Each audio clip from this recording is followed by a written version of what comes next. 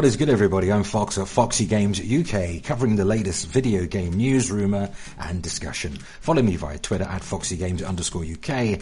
Remember, some of the views expressed in our videos are those of third parties and do not necessarily represent the views of Foxy Games UK. All relevant links can be found in this video's description. No time to waste in our first news story. CD Projekt Red has finally delivered the PS4 Pro 4K support patch for The Witcher 3 Wild Hunt. A major shout out to Craig Harris for the heads up, courtesy of USGamer.net. So after its promise of a new patch for The Witcher 3 Wild Hunt, developer CD Projekt Red has finally delivered.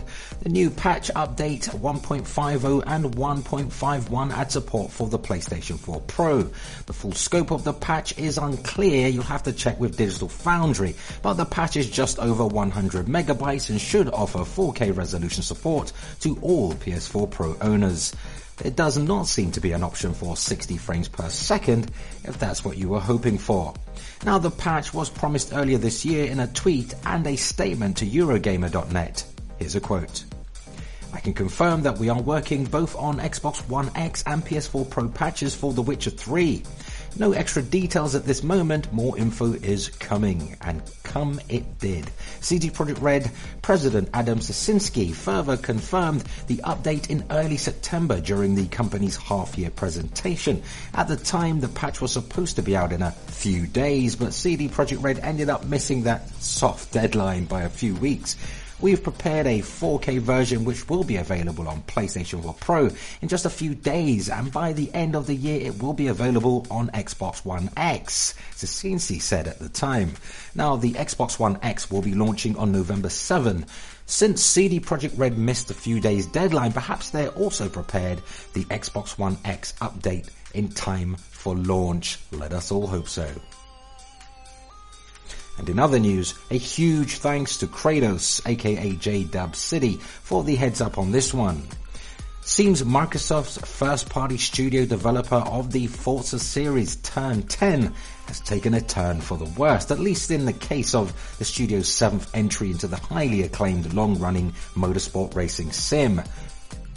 The article is headlined, Forza 7 feels like a free-to-play game you paid $60 to play. Here's the full story. Forza 7 is a $60 game with monetization systems that have no business being in a full-price game.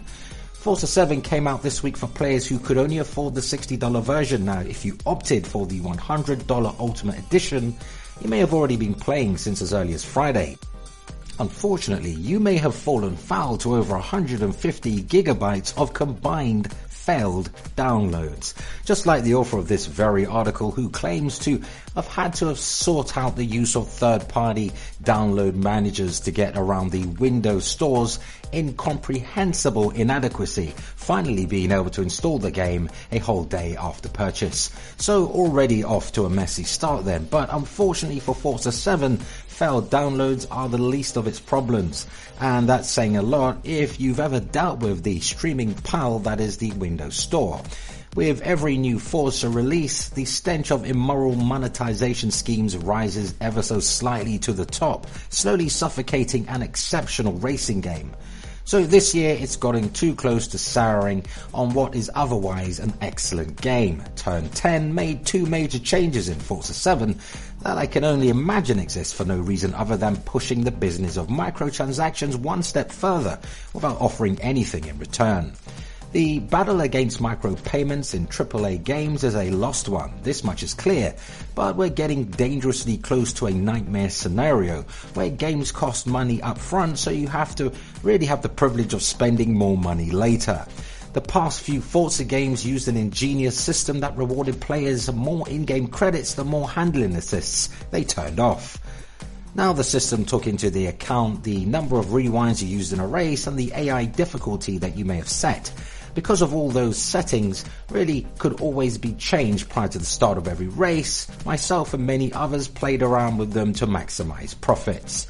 Now, the idea was to reward players who opt for the more challenging route, even if they're only doing it for a race they know they can win, without sacrificing the accessibility that makes the game enjoyable in the first place. Credits were plentiful, and the game offered you an option to earn even more if you're willing to get better. It's a win-win, and it was loved by the Forza fans. Now, because everything in Forza games is bought with credits, you always have had a clear progression path towards getting your favourite cars. Later iterations such as Forza 6 even threw in a mod system that added another layer to an already rewarding system. In every one of these games, Microsoft introduced tokens bought with real-world money shortly after launch. I never felt the need to buy them simply because there were many ways to earn credits by just simply playing. Owners of the VIP DLC would have even more to play with thanks to the pass granting 100% more credits after every race. But this year things were not as Forza fans expected. Some thought Forza 7 had done away with the credit reward system, though I can confirm you can still earn credits for higher difficulty settings or less assists. Playing with all assists engaged against the easiest AI nets you the same amount of credits as the player who chose no assists, though higher difficulties do reward more, the rest do not. The game never explains why this happened, and Turn 10 has, to my knowledge, not communicated this major change prior to launch. The issue is that the system wasn't replaced by an equally rewarding one, or even a different one. Turn 10 just took away a big source of income for all players. Now sure, you can find mod cards that award extra credits by turning off certain assists. You know, the thing that you use to toggle in the menu, but even these are consumables with limited uses that depend on their rarities. Naturally, you need to spend credits to get these mods, and it's not a guarantee either, since they're only found in blind loot boxes. The VIP membership, something only the most avid fans bought, it's also part of the Ultimate Edition, has lost its unlimited 100% credit reward bonus. Instead, what VIP's owners got was 5 mod cards for 100% credit bonus, but each card only has 5 uses, so instead of a flat increase for the life of the game, you basically get the bonus for your first 25 races. And so in one move, Turn 10 hit its both casual and most dedicated audiences, cutting their income by a significant factor. The developer has already confirmed to Ars Technica that you'll soon be able to spend real money on tokens, which can then be turned into in-game credits. Both changes have effectively made Forza 7 less rewarding for all players. In a game that flaunts a roster of 700 plus cars, you're not really being incentivized to collect as many as you can. You'll barely have enough to buy the cars you actually want, and if all of that wasn't depressing enough, cars in Forza 7 are arranged in tiers, creating another terrible situation. If your profile level is only up to the 2nd tier, you won't be able to buy a tier 4 car, even if you can afford it. You have to buy more cars that you likely don't even want to bump up your car level so you can get through this arbitrary system and actually buy the cars you do want. Of course, by the time you get there, you'll have spent most of what you have saved up on trash. This is free-to-play-like design of artificial inflation and arbitrary money sinks that all get in the way of fun. This creates a lot of concern about the future of the series and Microsoft's games in general. If it wasn't clear before, the cards and blind loot box schemes have been in every first-party game in the last few years, and it's no doubt mandated at a corporate level.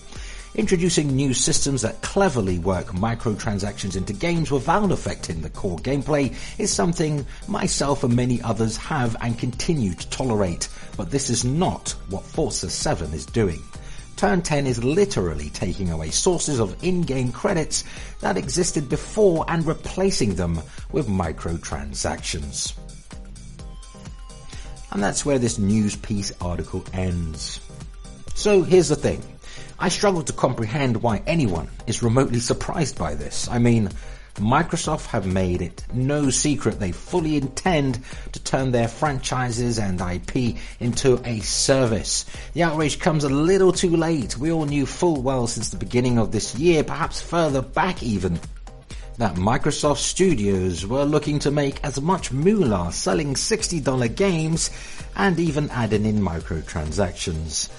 Far as challenging this type of business model, many gamers were instead singing Microsoft's praises, and for those unified in rejecting microtransactions, too many others are all too willing to support it. The Forza games are always mostly excellent, offering far more content than, say, Gran Turismo has in recent times, though it has to be said, like most things in life, you'll continue to get exactly what you're willing to put up with, and in Forza 7's case, and probably in a lot more of Microsoft's IP, that, I'm afraid, is poorly implemented microtransactions. But let us know your thoughts in the comments. And in other news, a few tidbits. Firstly, PS4 Pro is getting a minor hardware update.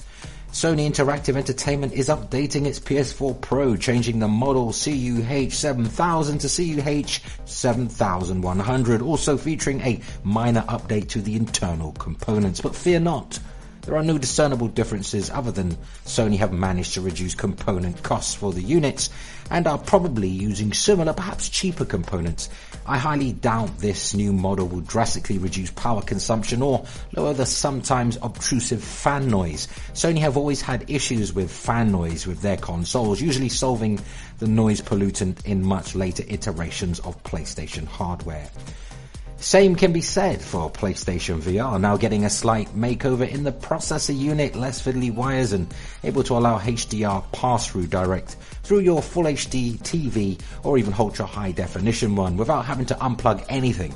This does not mean the new PlayStation VR model will support HDR via the actual unit itself, as some have incorrectly reported, but still, this was a major sticking point and complaint for early PlayStation VR adopters with 4K HDR TVs, so it's great that Sony have listened to feedback.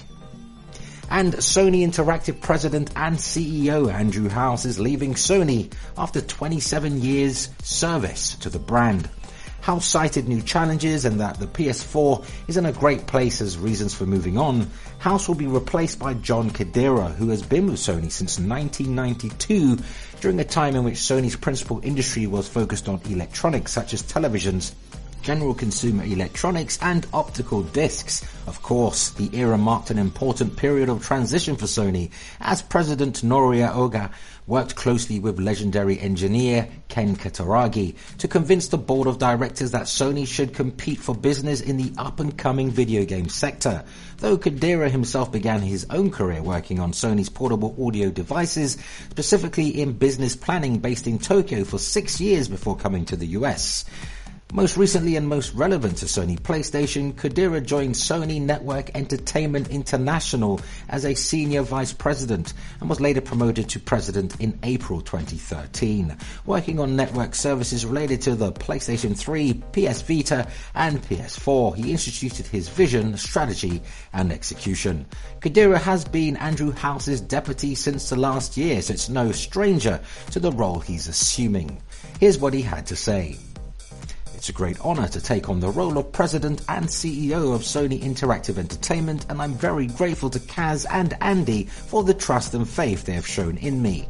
I intend to build on the amazing progress Andy has made enhancing the PlayStation brand and expanding the game and network services businesses. I will strive to further strengthen the unique value proposition we are able to offer via the PlayStation platform.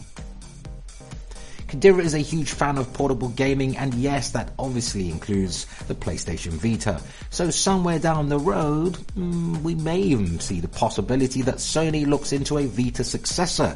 And that's in spite of Andrew House recently stating Sony had no plans to re-enter into the portable business. And moving on to our final news segment of the video, courtesy of WCCFtech.com. According to an analyst, Xbox One X is a great deal at $499, predicting as many as 4 million Xbox One X's will ship through 2018 and a slightly higher 5 million for PS4 Pro. Here's the full story. Microsoft's Xbox One X is now little over a month away from being launched in stores globally, delivering the most powerful hardware ever seen among consoles so far. Microsoft is hoping to make a dent into Sony's leadership position in the console market. But can the Xbox One X actually do that? Lewis Ward, IDC Research Director for Gaming, Virtual and Augmented Reality, was interviewed by GamesTM in their latest issue as part of a larger feature on the upcoming console. Here's a quote. "No, the Xbox One X won't be enough for Microsoft to catch up. It should give PlayStation 4 Pro a run for its money in 2018 in the US and the UK, however. I'm projecting about 4 million Xbox One X consoles shipped from Q4 2017 through to the end of 2018 and about 5 million PlayStation 4 Pro consoles shipped in the same time frame. The way shipments break down globally, however, that implies a very tight race in the US and UK. Preliminary analysis of the Q3 2017 US Gamer Survey shows that about 20% of Xbox One owners use one or both EA Access and or Xbox Game Pass. That's a good attach rate in my book, given that these services are still fairly young and aren't cheap." Ward revealing the IDC data points to both EA Access and Xbox Game Pass being quite healthy on Xbox One, but perhaps the biggest hurdle for many customers will be the Xbox One X's high price. As previously stated though, the price isn't high at all when you look at the specifications. Lewis Ward agrees with this following sentiment. "Well, they may well be losing money on the hardware out of the gate. Our component teardowns suggested at retail of at least $600, so yes, it's expensive relative to traditional home console norms, and yes, that will cause some people not to buy it, but given the hardware specifications, I think $500 is a great deal." And there you have it. Great news if those predicted numbers become reality. The Xbox One X will launch in most countries November 7th. Will you be getting one? Be sure to let us know in the comments. And that sadly brings us to the end of another video. But let's continue the discussion. Share your thoughts on all of today's top news stories in the video comments. For more PS4, Switch and Xbox news, subscribe to Foxy Games UK. As usual, if you found any of the information in this video at all useful, hit the like button and help us reach more like-minded gamers by sharing the video. And you can also help the Foxy Games UK channel grow via Patreon. We offer just a one-tier $1 pledge option. You can find the link in the description. Thanks for all and any support. There you have it. Until next time, remember, play games, not corporations.